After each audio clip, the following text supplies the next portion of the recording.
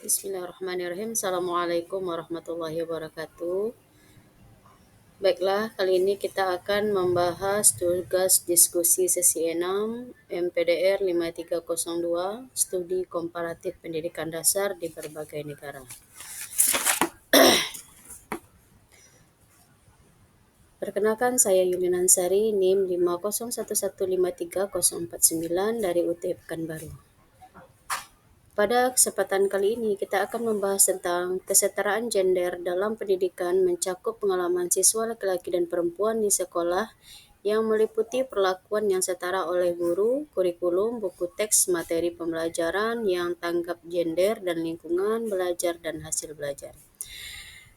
Sebagai guru pendidikan dasar dapat berkontribusi dalam mengatasi isu gender dalam lingkungan pendidikan, serta cara-cara untuk menciptakan lingkungan pembelajaran yang inklusif dan mendukung perkembangan siswa tanpa memandang jenis kelamin.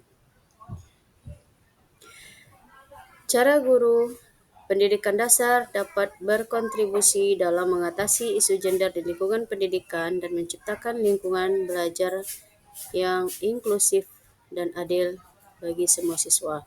Yang pertama, membangun kesadaran dan sikap reflektif. Yang kedua, perlakuan adil dan setara di kelas.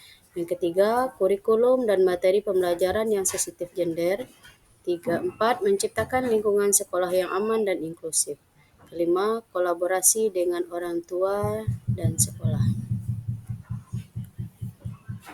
Sebagai guru pendidikan dasar, peran guru sangat penting dalam membentuk pandangan anak sejak dini tentang kesetaraan gender. Dengan memberikan kesempatan yang adil, menggunakan materi inklusif dan menciptakan suasana kelas yang aman.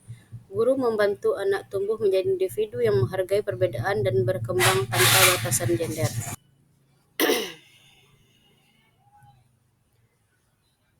Berikut adalah strategi konkret yang dapat diterapkan oleh guru pendidikan dasar untuk mempromosikan kesetaraan gender, mengidentifikasi potensi diskriminasi gender, dan mengajarkan siswa menghormati perbedaan.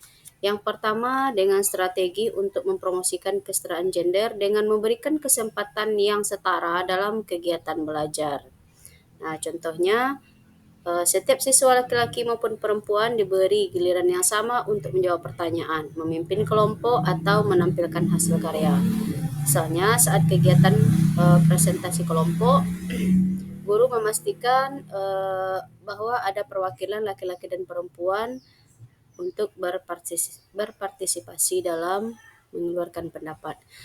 Yang B, menggunakan contoh dan tokoh inspiratif dari berbagai gender. Contohnya dalam pembelajaran tematik, ya, guru memperkenalkan tokoh laki-laki dan perempuan yang berprestasi di bidang tertentu. Contohnya seorang ilmuwan, seorang seniman. Kemudian hal ini akan membantu anak memahami bahwa semua gender memiliki kemampuan yang sama untuk berprestasi. Yang ketiga, mendesain pembelajaran berbasis kolaborasi, bukan kompetisi. Kegiatan kelompok yang dirancang saling bekerja sama dan menghargai peran setiap anggota, bukan menonjolkan siapa yang lebih unggul. Dengan cara ini, anak belajar menghargai kontribusi semua teman tanpa bias gender. Kemudian yang kedua, strategi mengidentifikasi potensi diskriminasi gender. Pertama, mengamati interaksi siswa di kelas dan di luar kelas. Nah, kita sebagai guru memperhatikan anak didik kita, apakah dia di luar atau di dalam kelas sering diejek karena perilakunya yang dianggap tidak sesuai. Misalnya laki-laki yang lembut atau perempuan yang super aktif. Kemudian yang kedua, melakukan refleksi dan evaluasi diri secara berkala. Kita sebagai guru dapat meninjau kembali apakah dalam proses mengajar terdapat kecenderungan bias seperti lebih sering memuji anak perempuan karena kerapian atau lebih menegur anak laki-laki karena kenakalannya. Jika ditemukan demikian, kita sebagai guru harus menegur dan bijak dan menjadikan kejadian tersebut bahan pembelajaran tentang menghargai perbedaan.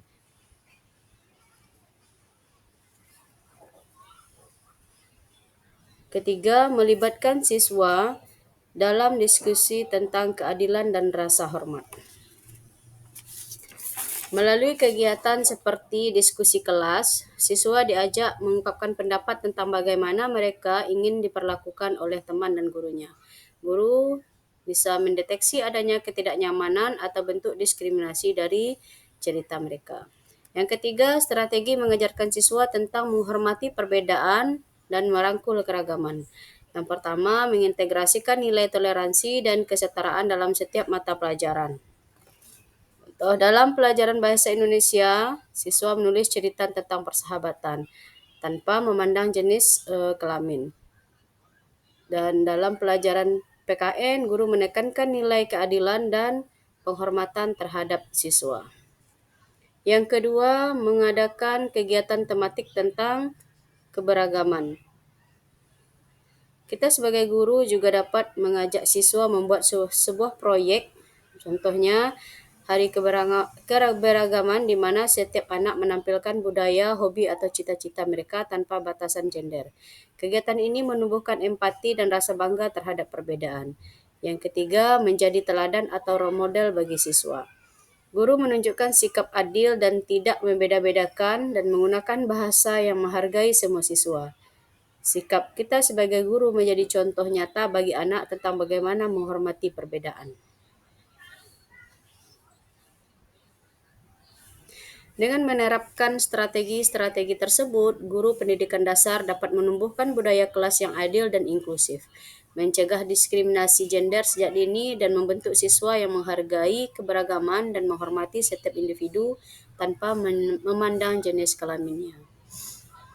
Tantangan utama dalam mengimplementasikan pendekatan kesetaraan gender di pendidikan dasar serta rencana atau solusi untuk mengatasinya. Yang pertama, adanya stereotip gender di lingkungan sekolah dan masyarakat. Yang kedua, bias tidak sadar atau unconscious bias dari guru.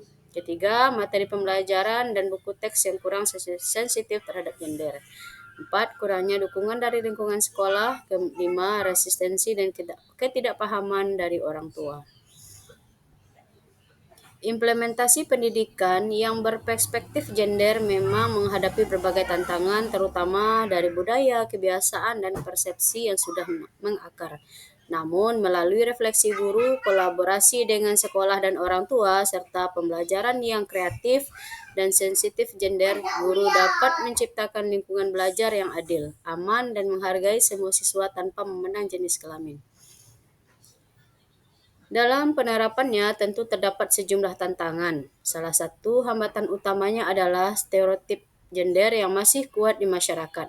Banyak anak datang ke sekolah dengan pandangan tradisional tentang peran laki-laki dan perempuan. Untuk mengatasinya, saya mencoba memberikan contoh konkret dan kegiatan positif yang menunjukkan bahwa semua anak memiliki kesempatan dan kemampuan yang sama. Tantangan lainnya adalah bias tidak sadar dari guru sendiri. Saya menyadari bahwa kadang tanpa sengaja guru bisa memperlakukan siswa secara berbeda. Oleh karena itu, saya berusaha terus melakukan refleksi diri, belajar dari pengalaman, termasuk mengikuti pelatihan dan membaca referensi tentang pendidikan yang responsif gender. Selain itu, materi pembelajaran dan buku teks seringkali masih menampilkan peran gender yang tidak seimbang. Untuk menanggulangi hal ini, saya menambahkan sumber belajar alternatif seperti cerita anak, video edukatif, dan proyek tematik yang menonjolkan kesetaraan. Tidak kalah penting, saya juga berupaya mengajak rekan guru dan pihak sekolah untuk sama-sama membangun budaya sekolah yang mendukung keadilan gender agar perubahan ini tetap berjalan konsisten. Penerapan pendidikan perspektif gender di sekolah dasar memang bukan hal yang mudah, tetapi sangat penting untuk membentuk karakter anak sejak dini. Melalui pembelajaran yang adil, bahasa yang inklusif, dan lingkungan yang aman, guru dapat membantu siswa tumbuh menjadi pribadi yang menghargai diri sendiri dan orang lain tanpa memandang jenis kelamin.